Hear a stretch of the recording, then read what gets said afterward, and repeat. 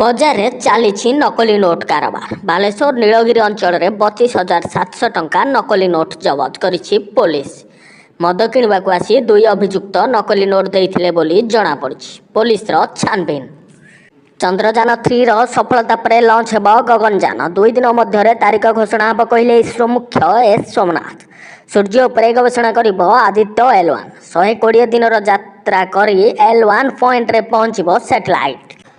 ଆଉ ଗୋଟେ ବଡ଼ ଆକ୍ସିଡେଣ୍ଟରୁ ବଞ୍ଚିଲେ ଯାତ୍ରୀ। ବିଳାସପୁର ଷ୍ଟେସନଠାରୁ କିଛି ଦୂରରେ କଳିଙ୍ଗ ଉତ୍କଳ ଏକ୍ସପ୍ରେସ୍ ମୁହାଁମୁହିଁ ହୋଇଥାନ୍ତା ଆଉ ଏକ ଯାତ୍ରୀବାହୀ ଟ୍ରେନ୍ ସହ। ପାଇଲଟଙ୍କ ବୁଦ୍ଧି ଯୋଗୁଁ ଅଳ୍ପକେ ବର୍ତ୍ତିଲେ ଯାତ୍ରୀ। କନ୍ଧମାଳ ଜିଲ୍ଲା ଫିରିଙ୍ଗିଆ ଥାନାରେ ପୋଲିସ ଗାଡ଼ିରେ ଗଞ୍ଜେଇ ଚାଲାଣ। ତତ୍କାଳୀନ ଆଇଆଇସି ସହ 2 ହୋମଗାର୍ଡଙ୍କ ନାଁରେ ମାମଲା।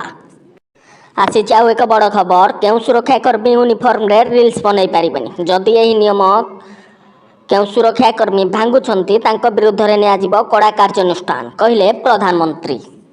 ଉଷୁନା ଚାଉଳ ବିଦେଶକୁ ରପ୍ତାନୀ ନେଇ 20% କର ଲଗାଇଲେ କେନ୍ଦ୍ର ସରକାର। ଏହି ନିଷ୍ପତ୍ତି ଅକ୍ଟୋବର 16 ତାରିଖରୁ ଲାଗୁ ହେବ।